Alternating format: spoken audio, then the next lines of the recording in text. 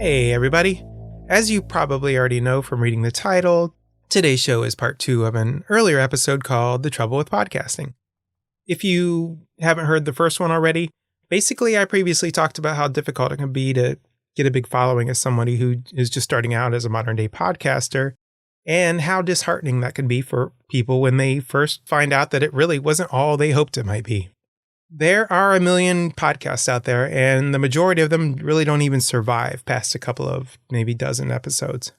Other podcasters are in it for the long haul, but even those who choose to stick it out for a while, sometimes they often eventually decide that their efforts would be better served in other places.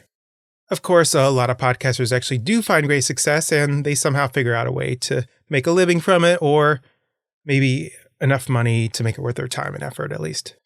But this episode is more about the ones who refuse to give up. Those of us who haven't found great success and still, for some unexplained reason, just keep on going with it anyways. A couple of months ago, I asked online, what drives those people to continue on with their journey? And I got a ton of responses back. So in this episode, I'm going to read some of those responses. And that's basically all that this episode will be, just me reading others' responses to that question that I asked. Again, here was my question. This is what it was. For those of you who continue to podcast, even though you don't make money or get big numbers, what motivates you to keep going? What drives you? What is your philosophy that allows you to not get discouraged? So the first one is less of a starving artist and more of a professional who wanted to address this scenario. And this is from the host of a show called The Audacity to Podcast, and his name is Daniel J. Lewis. And he says, I would label these hobbyists or enthusiast podcasts. There's nothing wrong with that. And a hobbyist can be just as good or better than a professional podcast. The difference is mostly in what kind of profit: popularity, relationships, opportunity, fun, income, or just intangibles that the podcaster wants to learn. I've hosted 2 hobbyist podcasts for many years, he says. The main profit I wanted was fun and opportunities. One was a clean comedy podcast, and the other one was a TV after show podcast. Although I do podcast professionally and my main podcast builds my business, I enjoyed hosting those other 2 podcasts because they were a lot of fun and they gave me a place to experiment. The TV After Show podcast could be difficult at times because TV episodes weren't always conducive to good conversations.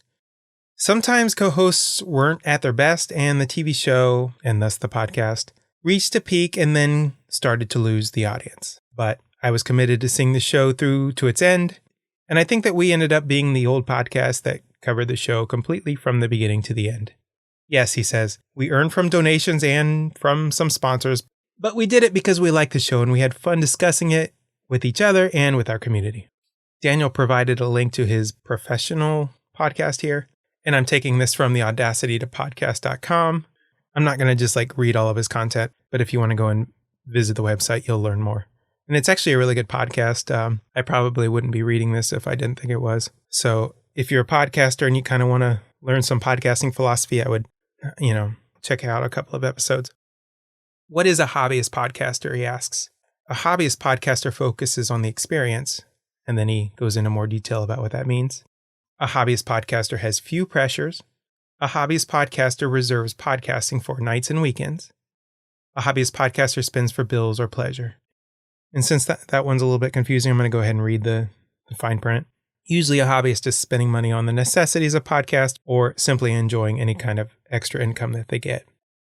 And then Daniel asks, what is a professional podcaster? A professional podcaster focuses on the outcome. A professional podcaster is running a business. A professional podcaster integrates podcasting into their strategy. A professional podcast invests in returns.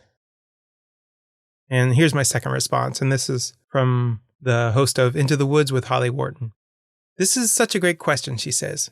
I've been podcasting since 2013, and the topic of my show has changed over the years. At first, it was linked to my business. I was a business mindset coach, she says. And now it's linked to my hobby, outdoor adventures, which is also linked to one of my income streams. I'm an author, and I write about my own outdoor adventures. Sometimes the podcast will lead to money. A listener might sign up for one of my publishing packages. I also help authors to publish their books. Or a listener might buy one or more of my books. But mostly I do it as a hobby. I love talking with other people about their outdoor adventures and what they've learned from them. I love talking about sports mindsets. I love meeting new people with similar interests. That's what motivates me to keep going, week after week. I haven't missed a week in 478 episodes, and I don't plan to anytime soon. Sure, the show might change its focus sometimes, but for now, I'm good. A podcaster named Isaac, and I think his podcast is called Superman, Son of L. He actually sent in an audio file, which I actually wish more people would do. And I'm going to go ahead and play that right now. Hey, Caesar. My name's Isaac, and I really appreciate you asking this question. I don't have many listeners yet, and though my show's only been out for 8 months, I've been working on it for years, so it's been a passion project requiring a lot of perseverance. I keep going because I really love my story. It's something that won't tell itself, which is ironic because it's the unauthorized biography of Clark Kent, and Superman's been told for years. So it would be more appropriate to say this version won't tell itself. But like I said, I really love this story, and I really believe in it. It's been 7 years of preparation collecting songs for the soundtrack, and thousands of hours of writing and editing, and still thousands more to go, but I can't even imagine stopping. I find podcasting to be an amazing medium, giving artists incredible reach around the world. Since starting the show, only 700 listeners have even checked out my prologue, but it's an international audience spread out in over a dozen countries. I love that. I try to celebrate the little victories, and cherish every single listener. In the time since the first season of my show wrapped up, I'm still getting between 100 and 200 downloads per week, including 16 new listeners per week. Though only a third of them will finish the entire season, I'm super stoked to know a third of them will finish the entire season. Last week I just achieved my 3rd patron on Patreon, and it's someone that I don't know, and I love that. I'm so passionate about this story that I won't stop until it's done, but in the meantime, I'm getting some pretty great reviews, and they push me to work harder.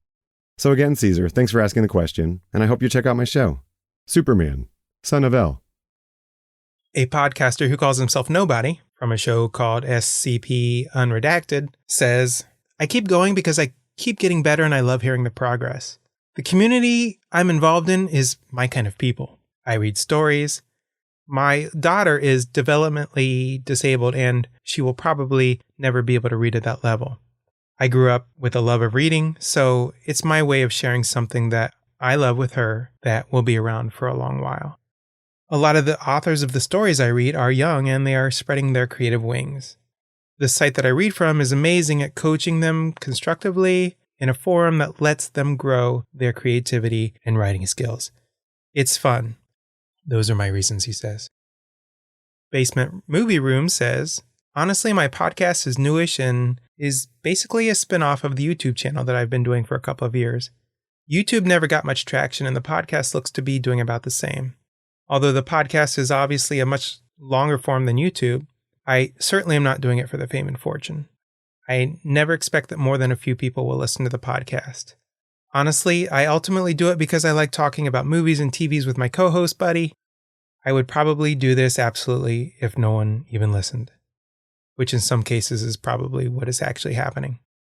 It's all fun and I enjoy doing it. Maybe I'll get more people listening, maybe I won't, but it's really just a way to have fun and to hang out with a friend. Another person who responded says, Brandon at Random Reviews might not be the most popular podcast. I'm guessing this is Brandon speaking, but he says he thoroughly enjoys it.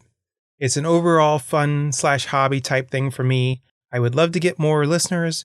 It may sound silly, but I'm also my most avid listener and I love improving with every episode. I started up with videos this week and I got 15 views on my first one.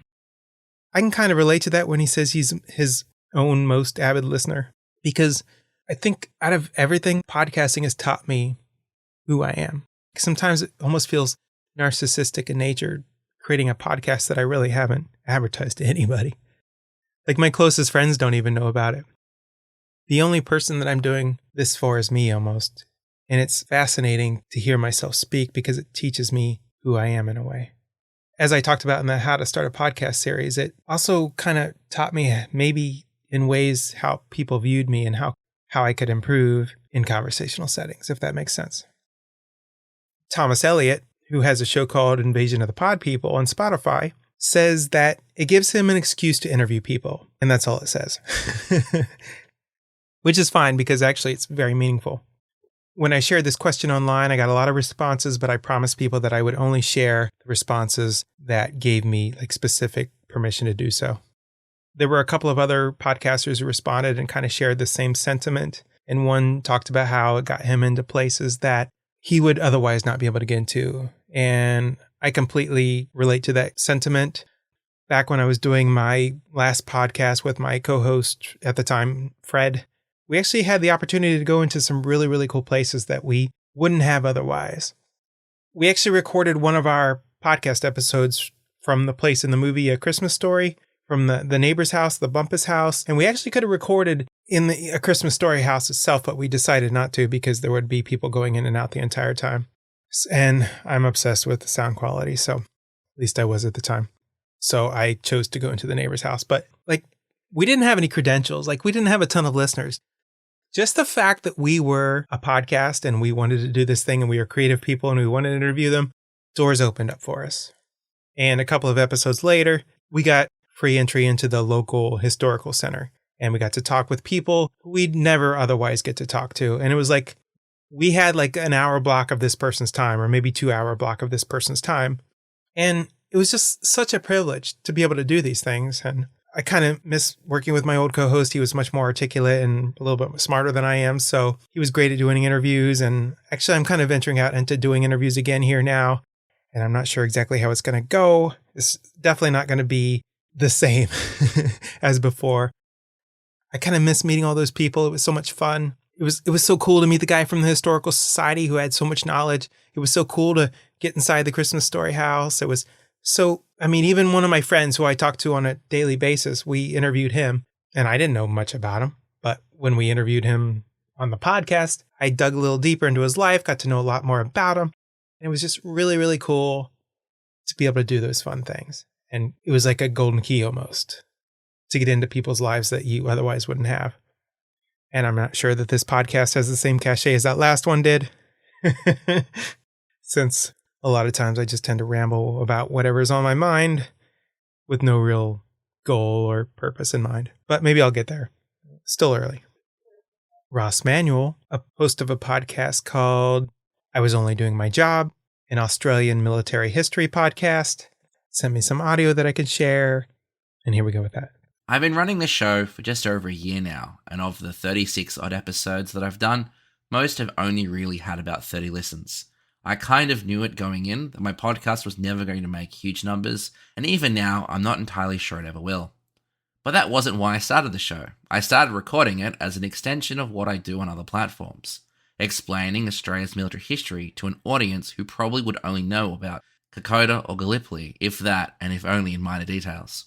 In fact, I've seen on more than one occasion the comment, was Australia even involved? Which means that some of the time on the show is spent disproving a number of the historical misconceptions about our involvement in international conflict. And yes, while I accept that I won't reach the numbers of more established military history channels with their extensive research teams and funding, I know that very few people are covering what I do in the way that I do. This is still very much a passion project of mine. G'day, my name is Ross Manuel, and I'm the host of I Was Only Doing My Job, an Australian military history podcast. And he brings up a good point. Just because other people have done it already doesn't mean that they have done it in the way that you would. And if you can find a unique angle that makes it more interesting than the other people have figured out, I say go for it. The host of a show called Young God responded and said, "First off, my style of podcasting is very creative. It involves a lot of different elements that give my podcast a cinematic feel. I enjoy the process of creating that listening experience that surprises first-time listeners. Because of the work and effort I put in, I get a lot of great feedback that energizes me and motivates me to do more, and it becomes a cycle of doing meaningful, impactful work, doing it well, and getting appreciated for it. It's the gift that keeps on giving for both me and my audience." Speaking of which, this person says, growing an audience and attracting a community of like minds has also been something that keeps me in the game. And finally, there's mastery. I can see and feel myself getting better at the craft, whether it is conversing with a guest, writing my script, editing the episode, or just finding fun, creative ways to surprise my audience, I can feel myself getting better understanding sound and psychoacoustics. All of the above makes it so that I want to see how far I can go with it. What is the height of this experience and time that I've put in? How will it all add up? In the process, I've attracted brands and other side gigs that pay, so yeah. Hope this answers your question. The host of a podcast called Good Patron said, "Here's why I keep podcasting even though I make no money from my show and it's not really any kind of blockbuster hit. I've been putting out Good Patron as a passion project since 2017, and it's all about helping folks better support the bands and musicians that they love. And part of that includes featuring active crowdfunding campaigns for artists that I think merit some attention. Through the years, I continue to hear from artists that are overwhelmed with gratitude for a stranger noticing and helping spread the word about their campaigns. And I continue to hear from listeners who have told me that they love discovering new artists by listening to my episodes and back some of the campaigns that I feature. Those reasons alone are enough to keep me going. As long as the listeners that I have continue to be impacted and moved by the monthly episodes that I put out, I am fully satisfied and consider it a success." The host of Dude Therapy says, "It's just me and my buddy talking. It's essentially our version of therapy. We enjoy getting together, hanging out, and having conversations. We bring in friends that we'd like to talk to, and we just record it. It's something we like to do after long, stressful work weeks. Even if no one listens, we still enjoy it." And I think that's really important too. And a lot of people kind of have this similar sentiment. A lot of people wrote back and said, "This is a chance for me to hang out with my friend." And I think a lot of times guys stay close together through projects, building something together, creating something together. For me and my old co-host, we always were kind of basically just expecting to get together every 2 weeks to have a conversation. And it was part of our lives. It was part of bonding, and it was part of just growing close together. And I knew that friend more from podcasting than I did from any other aspect of life. Before that, we played Frisbee together, and I kind of knew him. I give him rides home some days. And, we talk a little more, and I'm like, oh, this dude's interesting. We should hang out sometime. But once we started podcasting together, it created this bond that's kind of almost inseparable, undoable, And even today, even though he lives in DC and I live in Florida, we're actually attempting to start a new podcast together. It may or may not happen, but we've actually already recorded a couple of episodes. Honestly, I think that for a lot of these people, and for myself as well, it's just a way to stay close to people that you care a lot about, Dee Dee, the co-founder of Clever FM, says, "Super interesting thought. I'm researching this as well as how to create community tools and an engaged fan base. What we have found is that lots of hosts started their podcast to find their tribe, which is exceptionally challenging to do. We heard from multiple hosts that hearing from a listener who gives feedback such as, 'Your content changed the way that I approached X,' or 'You made me laugh so hard that I spit out my drink,' was a huge booster." Paul M. Davis, host of Combo Chain, responded and said, "I host a video game podcast that gets somewhere between 300 and 1,000 listens an episode depending on the popularity of the game. We have a Patreon, but it barely covers hosting expenses. Here's why I keep at it. I am a socially awkward single dad who works from home. I get very little social time, and what social time I do get can feel awkward. Being able to chat and goof around with friends and acquaintances following a set structure with a rough outline of topics, and being able to schedule that into my life is a huge thing. 2, I need some kind of creative outlet or I start feeling pretty stifled. I used to write short fiction, but with a small kid and a content writing job, I don't have the time or energy to focus on creative writing. Podcasting fills that hole somewhat, and it is a lot more immediately satisfying than writing. 3, researching is enjoyable." I might disagree with that one. 4, even though we don't get a ton of listeners, we've got some really devoted ones and a few who have sent us messages talking about how the podcast have helped them through some tough times in their lives. Even though we don't get a ton of listeners, we've had some really devoted ones. And a few have actually sent us messages talking about how the podcast has helped them through some rough times in their lives. Having had that same experience myself with some of my favorite podcasts, that feels really rewarding. And I agree, that's very, very cool. Another podcaster says, "Our show is called The Unscripted Script Show, where we perform and review unproduced screenplays that have been sent to us. Just the fun of hanging out and doing it is really enough. Even if not a single person ever even listened to our show, we enjoy the recording process. One more, my podcast is called Tune Busters. I talk about new songs, music charts, and other trending stuff about music. I love music so much that I naturally love talking about it with friends, so doing it as a podcast is just a bonus for me. Also, I get about 5 to 10 plays on each episode, and my theory is that if that amount of people can listen to me talk in real life, that would be a huge thing for me. So what's the difference if they are listening online? I completely agree with that. One last one from the host of a podcast called Team Tally, a parental pilgrimage with a micro preemie. I just started one with my wife where we discuss our experience over the last year with our premature daughter. She was born 15 weeks early and was in the NICU for her first 89 days. 3 episodes posted so far in audio and video. It's as much therapy for us as it is a resource for others who may have had similar journeys. If anyone else sees it or listens to it, great. That could be very valuable to somebody else who experiences that same journey later in life. Okay, so I've read all of the responses from people who gave me permission to use their content in this episode. There were a lot of other good responses too, but like I said, I would only use those answers if they gave me permission. If you'd like to read some of the rest of the responses, I'll go ahead and put a link to that conversation in the episode description and on my social media too. It was a Reddit thread. Yeah, you know how I feel about Reddit, but there are good conversations. A lot of them happen on the podcasting subreddit. So I didn't put a whole lot of my own opinions into this episode since there was an overwhelming response. But I'll probably do a part 3 where I actually share my own opinions about why I myself continue to podcast in spite of my numbers, which aren't so great. Anyways, thanks to everyone who submitted content that I could share on the show. And thank you for those who are listening. You've been listening to The Great Beginner Galactic. Have a great day, everybody. Thanks for listening to the show. The Great Beginner Galactic can be heard on Spreaker, Spotify, YouTube, Google Play, Apple iTunes, and anywhere else that podcasts can be heard. If social media is your thing, you can follow the program on Facebook or Twitter. If you enjoy the show, upvote, share, like, and subscribe. Whenever and wherever those things can be done. If you'd like to send feedback, the easiest way to do that is to email the show at tgbiuniverse@gmail.com, TGBI as in the Great Beginner Galactic, or you can leave a voicemail at 216-200-7940. Contributions could include written feedback, audio submissions, voicemails, or potentially even live guests. It was great having you today, and see you next time.